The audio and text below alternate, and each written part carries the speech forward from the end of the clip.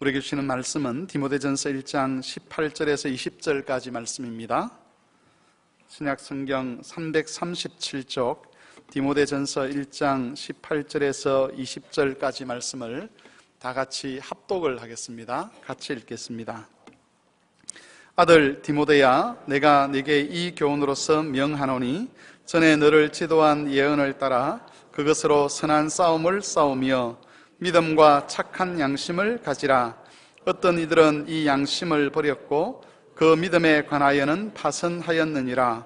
그 가운데 후메네오와 알렉산더가 있으니 내가 사단에게 내준 것은 그들로 훈계를 받아 신성을 모독하지 못하게 하려 함이라. 아멘. 우리가 다 건강한 교회를 꿈꿉니다. 그래서 우리 교회는 참 좋은 교회이고 또 여러 사람들에게 자랑하는 그런 교회가 되기를 바라지요. 어떤 교회가 건강한 교회냐라고 했을 때 사람들마다 기준을 가지고 있습니다. 어떤 사람들은 사랑이 넘치는 교회가 건강한 교회다라고 생각을 하기도 하고, 또 어떤 사람들은 가족 같은 교회가 건강한 교회다라고 생각을 합니다. 교회 성장학이라는 그런 분과가 있는데, 이 교회 성장학에 의하면 우리 마산 성막교회는 건강한 교회가 아닙니다. 왜냐하면 교회 성장학에서 건강한 교회의 지침으로 기준으로 세우는 게 몇 가지 있는데, 그 중에 하나는 젊은이가 많은 교회입니다. 우리 교회에 최근에 젊은 분들이 많이 들어오긴 하셨지만 그래도 비율로 따져보면 연세 드신 분들이 훨씬 더 많습니다. 그리고 또 하나 기준이 뭐냐면 인구가 유입되는 지역에 있는 교회가 건강한 교회입니다. 우리 마산 지역은 인구가 유입되기보다는 인구가 빠져나가는 그런 지역이죠. 그러다 보면 그렇기 때문에 우리 교회를 건강한 교회라고 말을 하기가 어렵습니다. 또 한 가지는 뭐냐 하면 예배당 건물이 현대식이어야 하고, 그리고 젊은 이들에게 맞추어진 교회 건물이어야 한다는 기준입니다. 제가 일부에도 말씀을 드렸지만 여러분이 앉아 계시는 의자를 보면 결코 현대적이지 않고 또 젊은이에게 맞춰진 교회도 아닙니다. 그래서 그런 교회 성장학이 가지고 있는 그 기준에 의해서 본다면 우리 교회는 건강하지 못한 교회, 다시 말하면 좋은 교회라고 할 수가 없는 것이지요. 물론 저는 그 기준에 절대로 동의하지는 않습니다. 우리 신앙의 선배였던 종교개혁가들은 이런 식으로 건강한 교회의 기준을 정해놓지 않았습니다. 그들은 하나님의 말씀을 따라서 건강한 교회의 기준을 다음 세 가지로 우리에게 제시를 해주었습니다. 이것들은 우리 교회 성도라면 귀에 못이 박히도록 들었던 내용들입니다. 첫 번째는 바른 복음의 교리가 설교되는 교회가 건강한 교회입니다.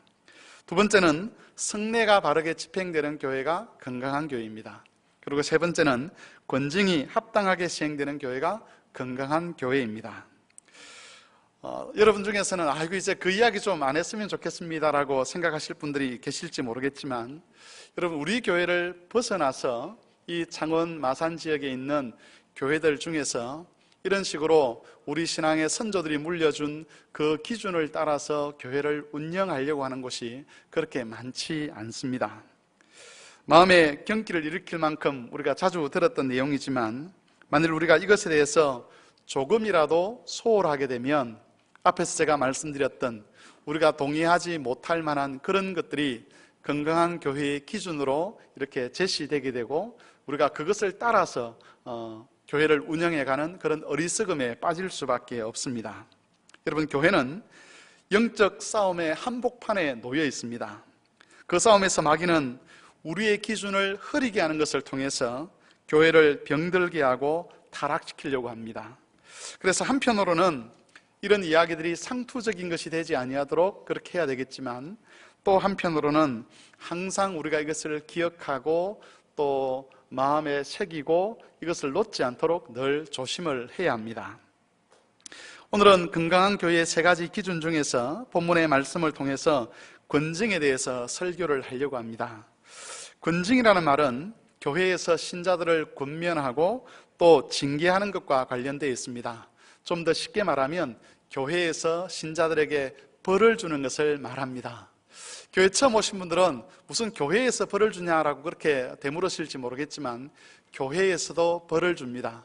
물론 이 벌은 사회에서 주는 벌과는 같지 않습니다. 사회에서는 어떤 잘못을 하게 되면 거기에 합당한 벌금을 물게 한다든지 아니면 자유를 박탈당한 채 일정 기간 감옥살이를 해야 되지만, 교회에서 주는 벌이라는 것은 그런 식의 사회적인 형벌이 아니라 영적인 형벌입니다.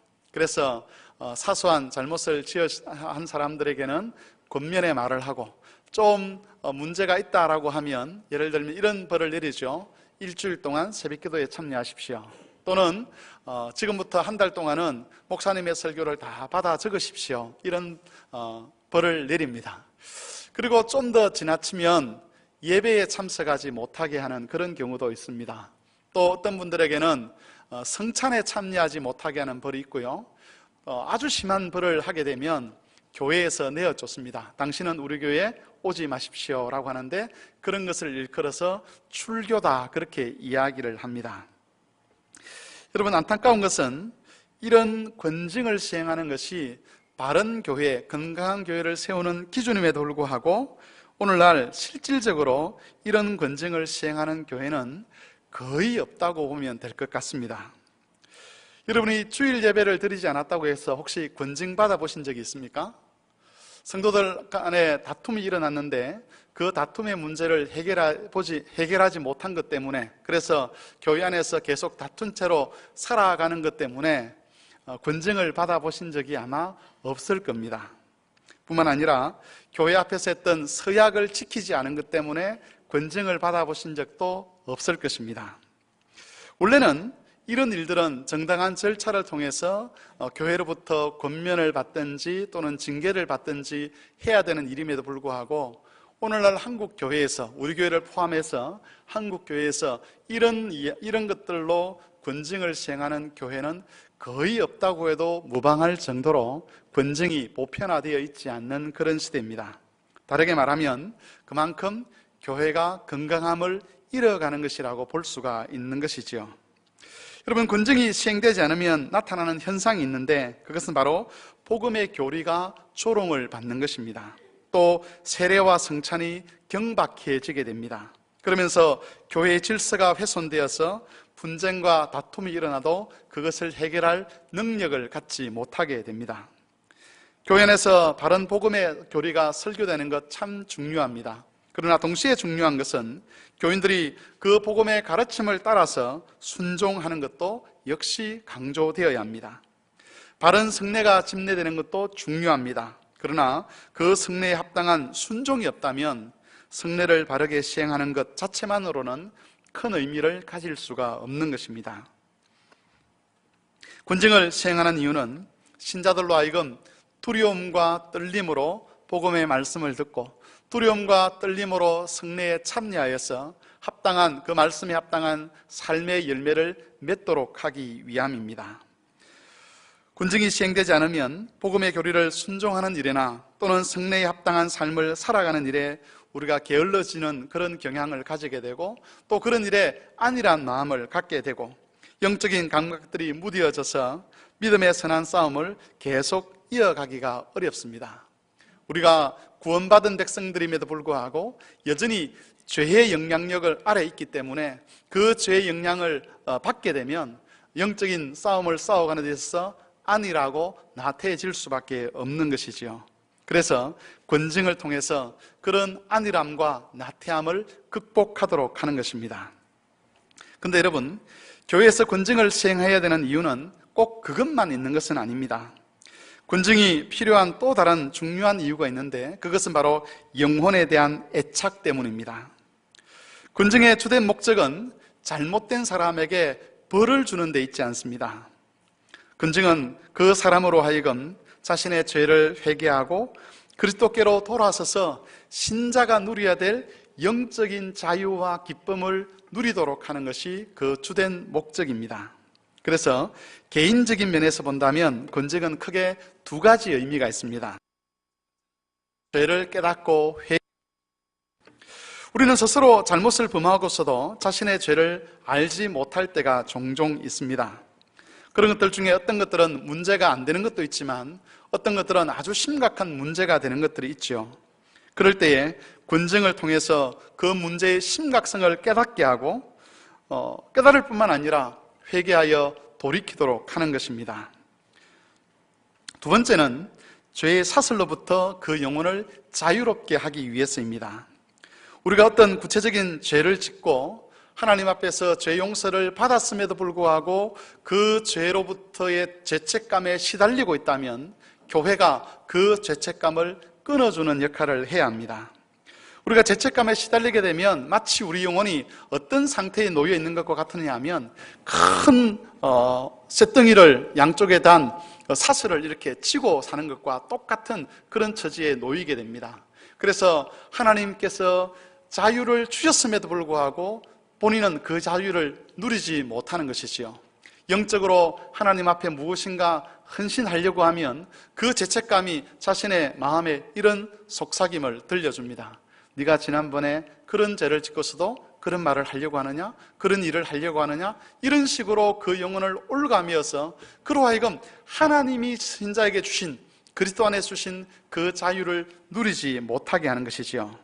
이때 교회가 가지고 있는 그 영적인 권세, 죄 사함의 권세를 한 개인에게 선언하고 적용하여서 그를 얽매고 있는 그 죄의 사슬을 끊어버리고 그로 하여금 영적인 자유와 평화를 누리도록 해줘야 하는 겁니다. 이게 주님께서 교회에 주신 중요한 사명입니다. 마태복음 16장으로 한번 가보겠습니다. 마태복음 16장 13절에서 20절까지 말씀인데 신약 성경 26쪽 되겠습니다. 16장 13절에서 20절까지 말씀을 같이 교독을 한번 하겠습니다. 마태복음 16장 13절에서 20절까지 말씀 교독하겠습니다. 예수께서 빌립보 가이사랴 지방에 이르러 제자들에게 물어 이르시되 사람들이 인자를 누구라 하느냐?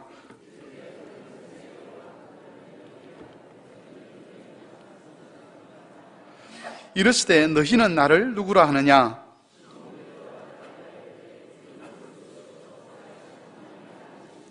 예수께서 대답하여 이르시되 바 요나 시몬아 내가 복이 있도다. 이를 내게 알게 하신 이는 혈육이 아니요 하늘에 계신 내 아버지시니라.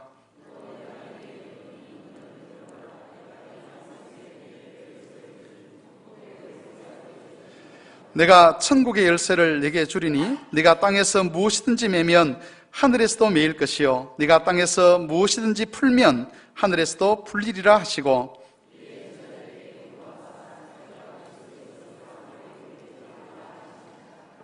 베드로가 예수님을 주와 그리스도로 고백했을 때 예수님께서는 베드로의 그 믿음 위에 주님의 몸된 교회를 세우시겠다고 약속하셨습니다. 그리고 그 교회는 음부의 권세가 이기지 못하는 것이 교회가 될 것이라고 말씀하시면서 교회에 주신 권세를 확인시켜 주시는데 그 권세가 19절에 기록되어 있습니다. 내가 천국의 열쇠를 내게 주리니 네가 땅에서 무엇이든지 매면 하늘에서도 매일 것이요 네가 땅에서 무엇이든지 풀면 하늘에서도 풀릴 것이다.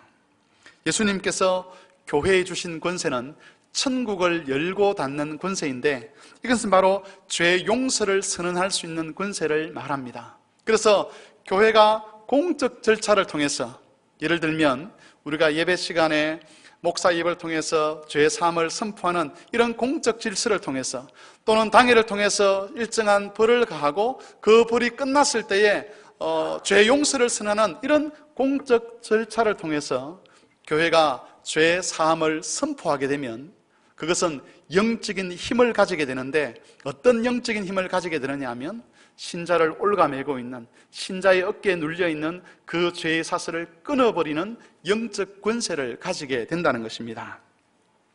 권징을 시행하는 것은 그리스도 안에서 자유를 얻지 못하도록 하는 그 죄에 대해서 교회가 합당한 절차를 통해서 더 이상 그 죄가 그 사람의 영혼을 올가매지 못하도록 하기 위해서 하나님께서 그렇게 하시는 것입니다. 이런 면에서 본다면 앞에서 말씀드린 대로 권징이라는 것은 벌 주는 것에 목적이 있는 것이 아니지요.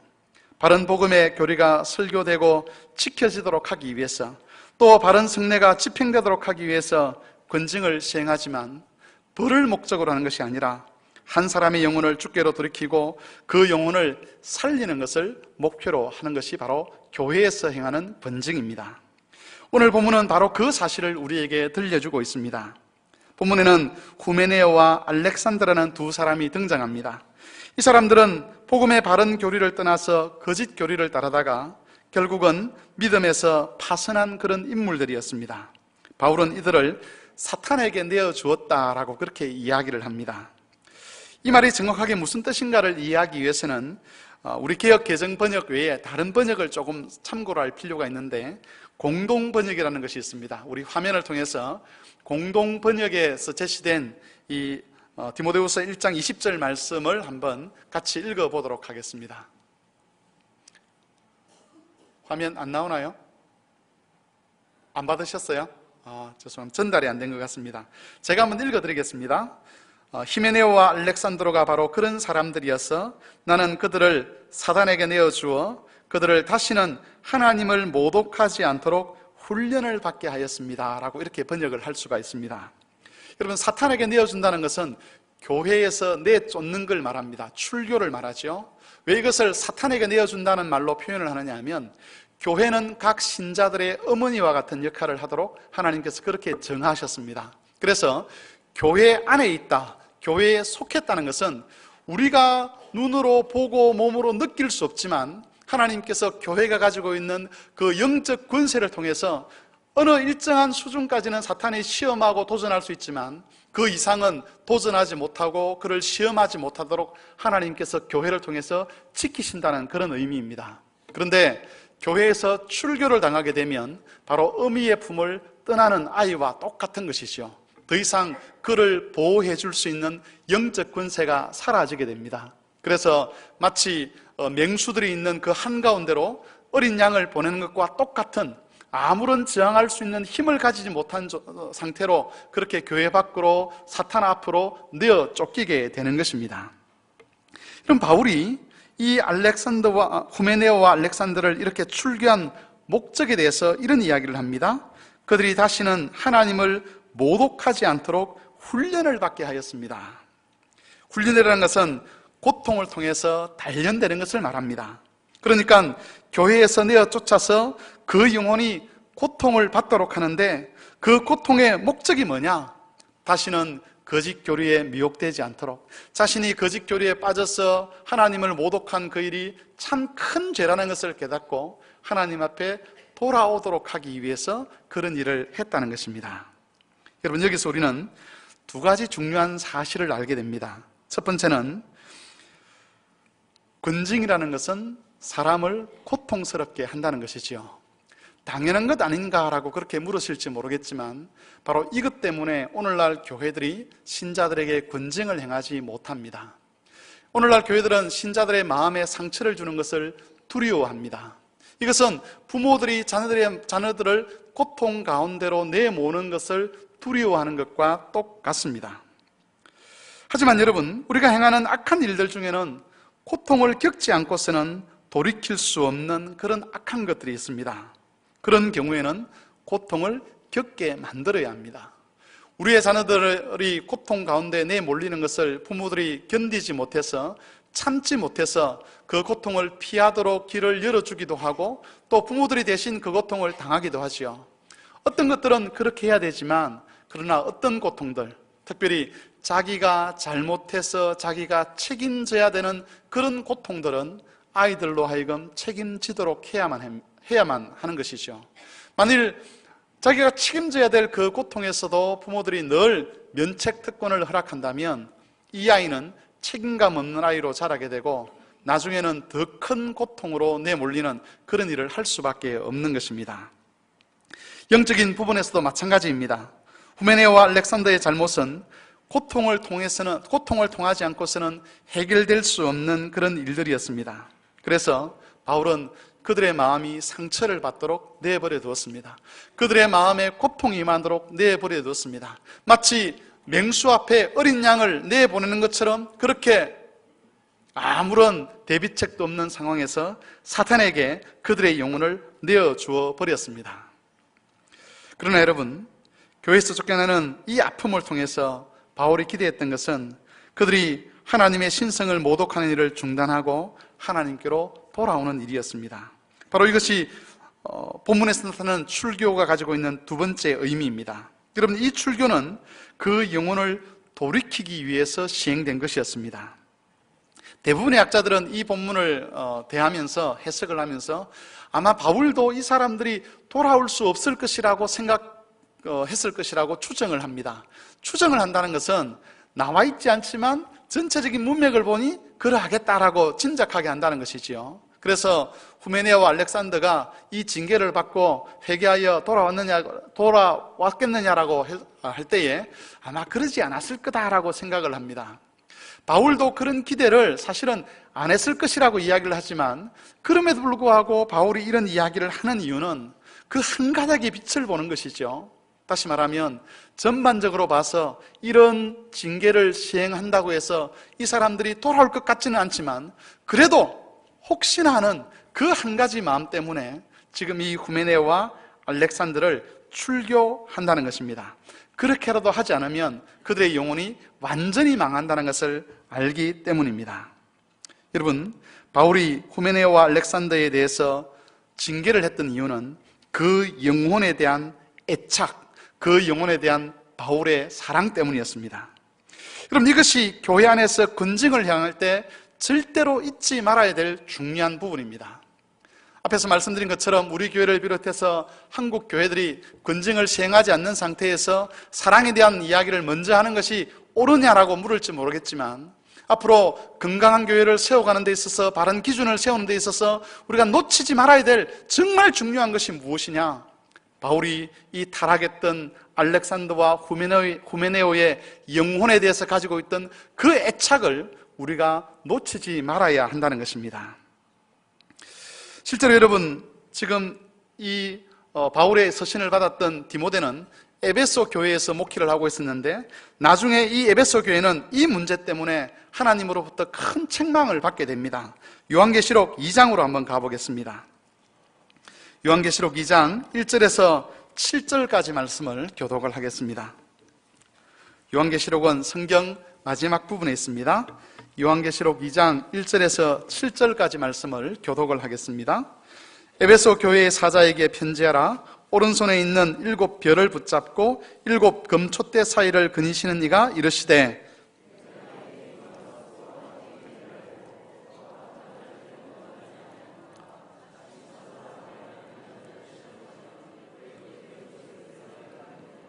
또 내가 참고 내 이름을 위하여 견디고 게으르지 아니하는 것을 아노라. 그러므로 어디서 떨어진지를 생각하고 회개하여 처음 행위를 가지라. 만일 그러하지 아니하고 회개하지 아니하면 내가 네게 가서 내 촛대를 그 자리에서 옮기리라.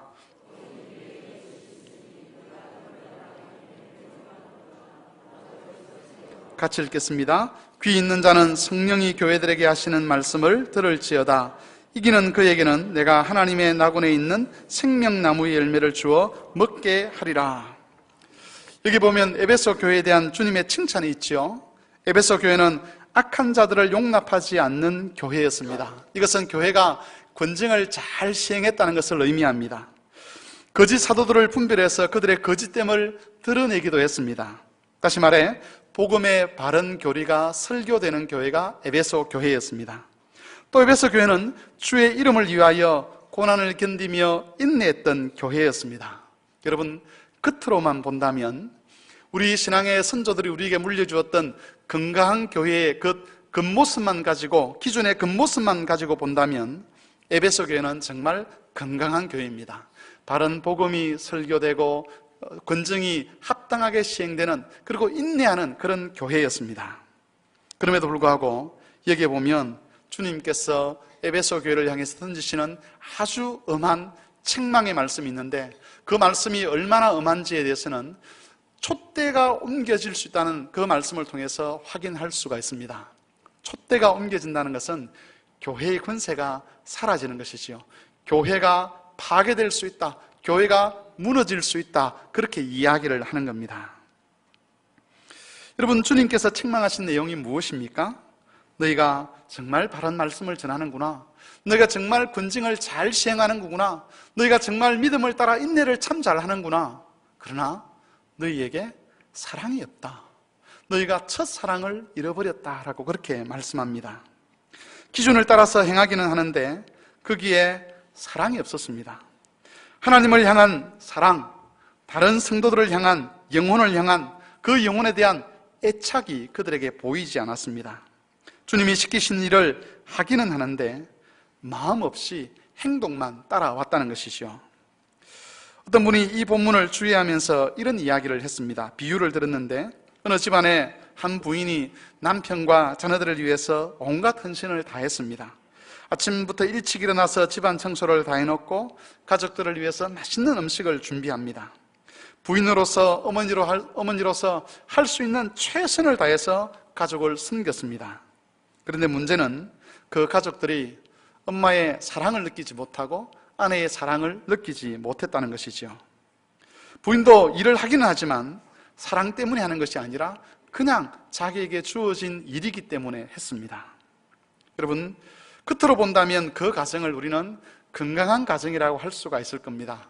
남편은 남편대로 자기 일을 잘하고 아내는 아내대로, 부모는 부모대로, 자녀는 자녀대로 자기 일을 잘하는데 만일 그 속에 서로를 향한 사랑이 없다면 그 가정을 건강한 가정이라, 온전한 가정이라고 말을 할 수가 있겠습니까?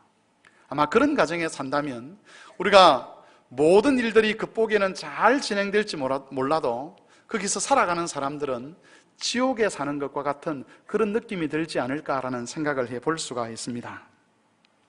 지금 주님께서 에베소 교회에 대해서 지적하시는 부분이 바로 이런 부분입니다.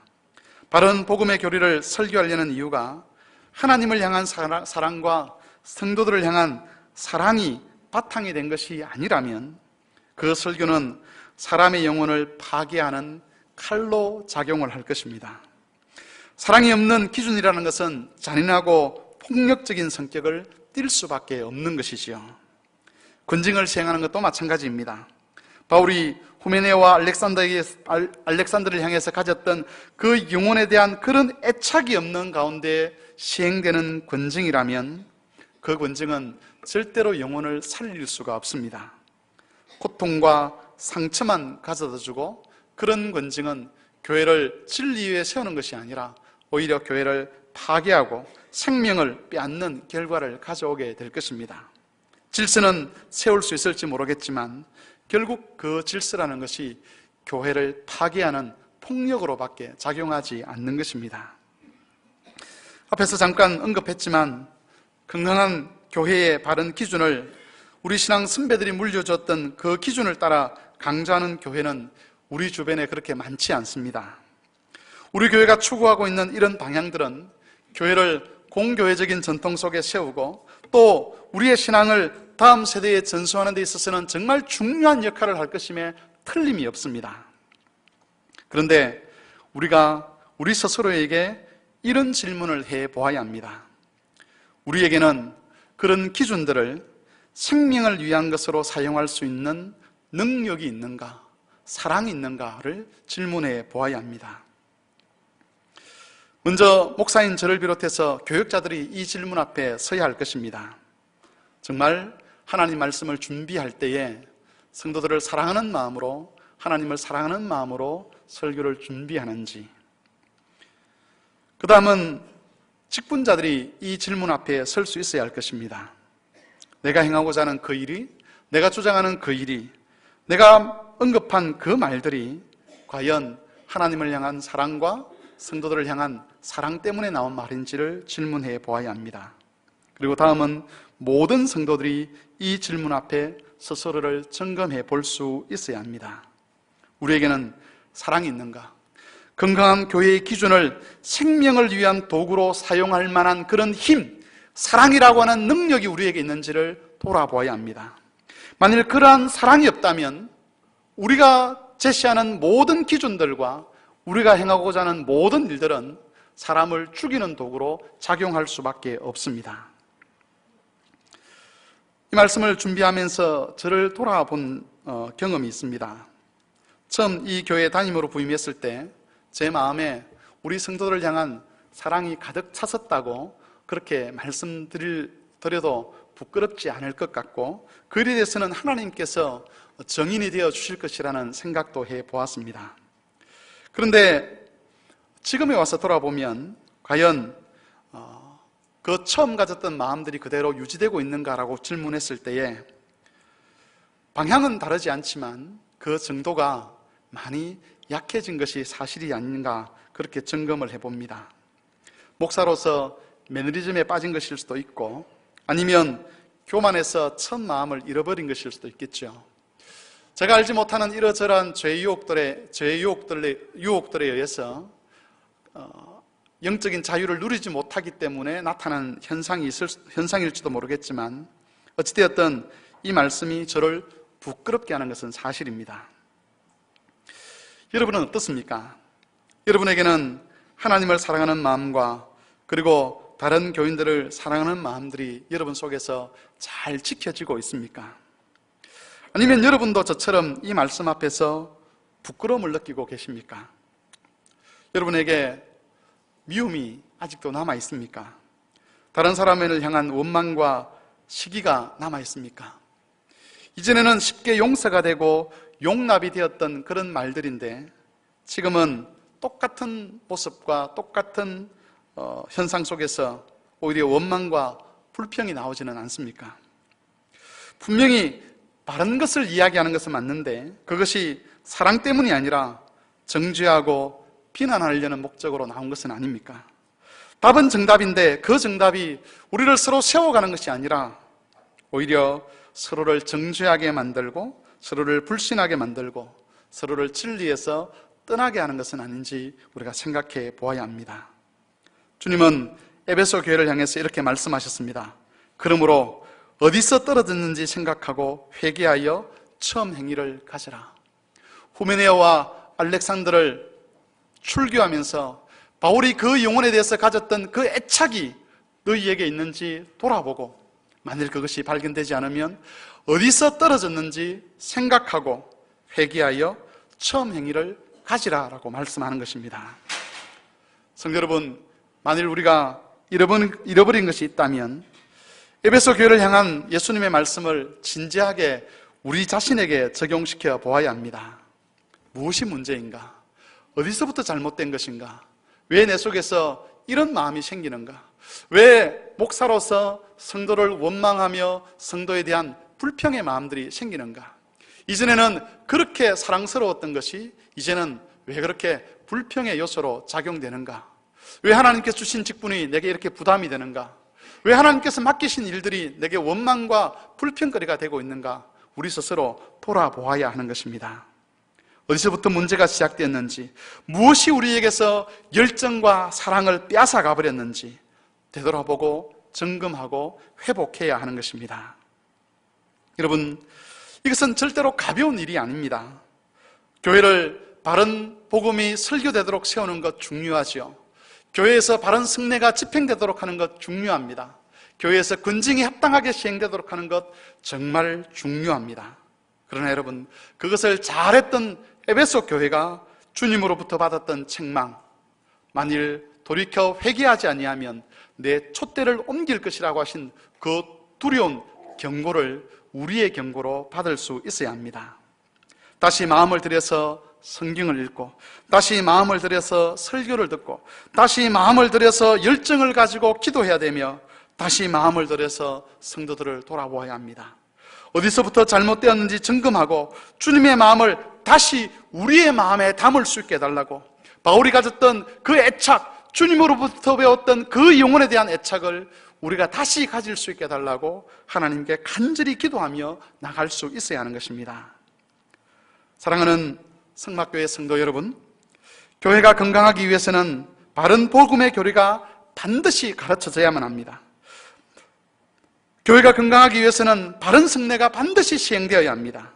그리고 반드시 합당한 징계가 있어야 합니다. 그리고 반드시 그 모든 것들은 사랑이라는 터 위에서 이루어져야만 합니다. 그 사랑이 없으면 교회를 건강하게 세우는 것이 오히려 교회를 파괴하는 그런 것으로 작용하게 될 것입니다. 마지막으로 에베소서 3장 14절에서 19절 말씀을 읽고 설교를 마치겠습니다. 신약성경 에베소서 3장 14절에서 19절인데 여기 보면 에베소 교회를 위한 바울의 기도가 포함이 되어 있습니다.